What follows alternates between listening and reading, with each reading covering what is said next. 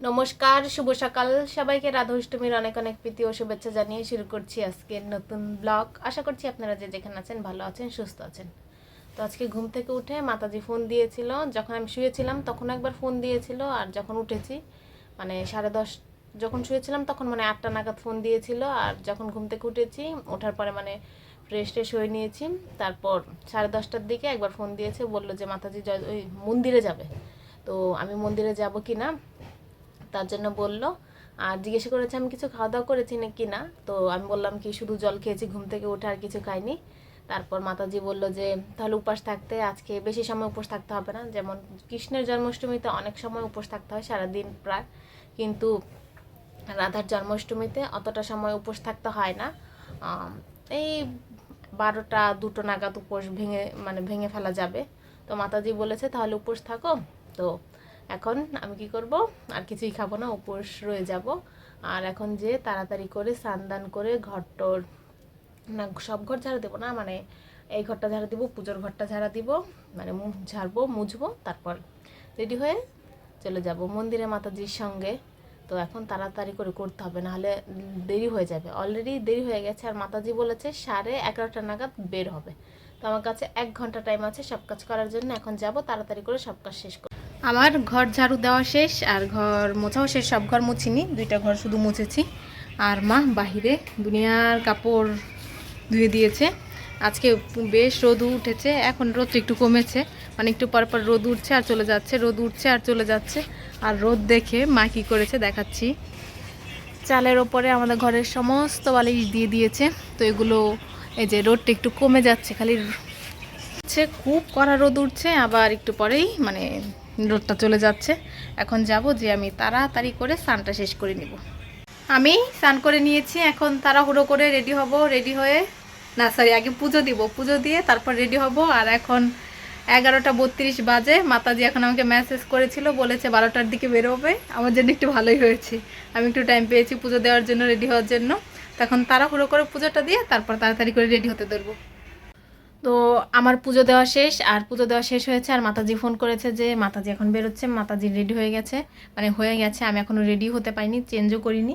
তো আমি একটা জামা বের করে নিয়েছি, ঝটাপট শুধু জামাটা চেঞ্জ করব, চেঞ্জ করে শুধু একটু লিপস্টিক মানে যতটা সম্ভব মানে সাজার চেষ্টা করব।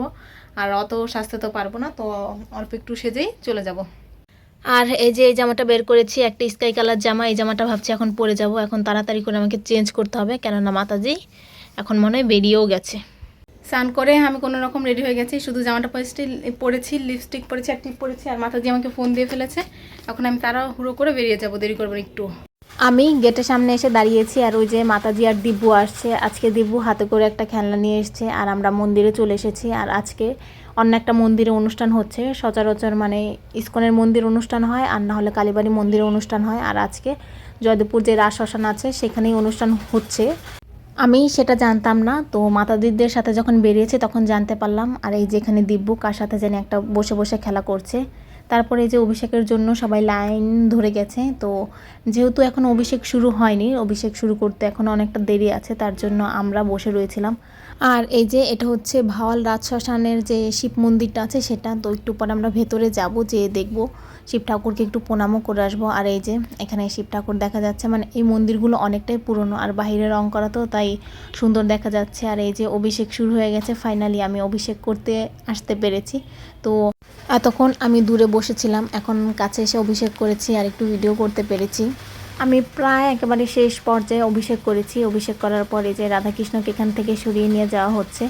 আর মানে অভিষেক হওয়ার একটু পরে এখানে ঝুম বৃষ্টি শুরু হয়ে গেছে, মানে এতটা বৃষ্টি শুরু হয়ে গেছে এখান থেকে ভালো বোঝা যাচ্ছে না, কিন্তু আরেক পাশে যে সেখান থেকে খুব ভালো বোঝা যাচ্ছে। তারপরে এই যে আমি মন্দির যে শিব মন্দিরটা ছিল সেখানে এসে বসে রয়েছি। আর এখান থেকে বাকি যে 2টা মন্দির আছে সেই মন্দিরের মঠ দেখা যাচ্ছে। ওই যে ওই পাশে একটা মঠ দেখা যাচ্ছে, সেটা পুরনো কালী মন্দির ছিল, এখন এখানে অবশ্য ঠাকুর নেই। তো তারপরে যে এখানে বৃষ্টির জন্য কিছু কিছু মানুষ প্রসাদ খেয়েছে, আর কিছু কিছু মানুষ এখনও মানে আশেপাশেই রয়ে গেছে। যদি বৃষ্টি না থাকতো তাহলে হয়তো এখানে মানুষ আরও কমে যেত। আমাদের প্রসাদ খাওয়া শেষ, তো আমরা এখানে বসে রয়েছিলাম। আর এখানকার যে মন্দিরগুলো আছে, মানে রাজ শ্মশানে যে মন্দিরগুলো আছে সেগুলো অনেক সুন্দর, বৃষ্টির জন্য আমি আর ঘুরে ঘুরে দেখাতে পারিনি। যদি আমরা বসে থাকতে থাকতে বৃষ্টি কমে তাহলে একটু ঘুরিয়ে দেখাবো। বৃষ্টি কমার পরে আমরা একটু ওইদিকে গিয়েছিলাম, যে পুরনো কালী মন্দির আছে তার সামনে, গিয়ে দেখি তার সামনে রান্নার ব্যবস্থা করা হয়েছে, তাই আমি আর সামনে যেতে পারিনি। আর ওই সাইড দিয়েও ঘুরে যাওয়া যেত, কিন্তু ওইখানেও প্যান্ডেল করা আছে, তাই আর পুরোটা আমি ভিডিও করতে পারিনি। অন্য যদি কোনো সময় যাই তাহলে ভালো করে ভিডিও করে নিয়ে আসবো। 3:38 এখন বাজে আর আমি বাড়ি চলে এসেছি। এখন হয়তো আমি পড়াতে যাব। আরও তাড়াতাড়ি চলে আসলে পারতাম, কিন্তু বৃষ্টি হচ্ছে, তো মানে বৃষ্টি হয়েছে তার জন্য অনেকেই যায়নি, সবাই বসেই ছিল, এইখানটায় দাঁড়িয়েছিল, বসেছিল। আর বৃষ্টির জন্য প্রসাদ খেতেও একটু দেরি হয়েছে, আর তার জন্য একটু আসতেও লেট হয়েছে। তারপরে বৃষ্টি শেষে আমরা অনেকটা সময় আবার বসেও ছিলাম। তো দেখা যাক এখন কি করি, পড়াতে যাই নাকি। ভাবছি যাব, শুধু শুধু বাড়িতে বসে থেকে তো লাভ নেই, তো তার জন্য এখন পড়াতে চলে যাই। আর আমি কি জানি গেটের সামনে থেকে নেমে চলে এসেছি এদিকে, আর দিব্যুরা ওদের বাসায় চলে গেছে। এখন ভাবছি পড়াতেই যাবো, আর কি করব বাড়ি বসে বসে। এখন বাজে 8:08। আমি বাইরে থেকে পড়ে এসে ফাট্টুকে পড়িয়েছি। ফাট্টু অনেকক্ষণ বসেছিল না, মন্দিরে তো সেই সকালে মানে সকালে গিয়েছি, পরে দুপুরে এসেছি, সেখান থেকে এসে পড়াতে গিয়েছি। মিথ্যে কথা, দুপুরে গেছে। আমি 12টার দিকে বেরিয়েছি মন্দিরে যাওয়ার জন্য, আর এসেছি মনে হয় কটার দিকে আমি ঠিক খেয়াল নেই। 4টা বাজে এসেছি, 4টা বাজে। তারপরে না না না, এই যে 8টা 6টা বাজে, 6টা বাজে, 6টা বাজে এসেছে। কথা বল তো। ফাট্টু 6টা বাজে এসেছে। আচ্ছা, ও মিথ্যা কথা বলছে। ফাট্টু কি জানি বৃত্তি পরীক্ষা দিবে, তাই অনেক পড়া ফাট্টুর না, তাই ওর মনে দুঃখ। তো এখন ফাট্টুর পড়া শেষ, ফাট্টুকে নিয়ে দিয়ে আসবো নাকি, এসে পর আমাকে ফ্রেশ হতে হবে নাকি। হ্যাঁ, ফ্রেশ হতে হবে। এবার চল তাকে দিয়ে আসি, চল চল। এখন বাজে 9:45। তো আমার এখন খিদে পেয়ে গেছে, তাই এখন আমি যাব। যদি ভাত থাকে ভাত খেয়ে আসবো, আর রান্না বসিয়েছে নাকি সেটা এখন আমি জানি না। আর সেই দুপুরে মন্দিরে খেয়েছিলাম, মন্দির আজকে ভাত খাইয়েছে, ভাতের সাথে সয়াবিন তরকারি খাইয়েছে, ডাল খাইয়েছে, একটা কি জানি পালং শাকের সবজি খাইয়েছে, আর জানি কি ছিল, পায়েস।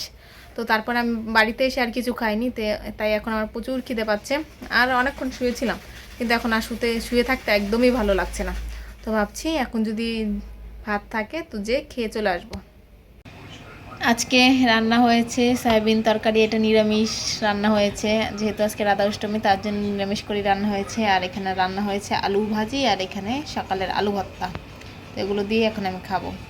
আমি যে দেখি মা এখনো ভাত বসিয়েছে, মানে ভাতটা কেবল বসিয়েছে, এখনো হয়নি। তো এখন তো আর খেতে পারবো না, একটু পরেই ভাত হলে তারপর খেতে হবে। আর আজকে আমাদেরও সয়াবিন তরকারি রান্না করেছে। তো এখন আমি কী করবো, একটু শুয়েই থাকবো। আমার একদম মানে এত খিদে লেগেছে, খিদে আর ভালো লাগছে না, নড়তেও ইচ্ছে করছে না। তো এখন শুয়ে থাকবো, একটু পর ভাত হলে ভাতটা যে খেয়ে এসে আবার একেবারে পর ঘুমিয়ে থাকবো। তো ভিডিওটা আজকে আমি এখানেই শেষ করছি। যদি কিছু ভালো লাগে লাইক কমেন্ট শেয়ার করবেন। দেখা হচ্ছে পরবর্তী কোনো ভিডিওতে। ততক্ষণ পর্যন্ত ভালো থাকবেন, সুস্থ থাকবেন। Tata, good night.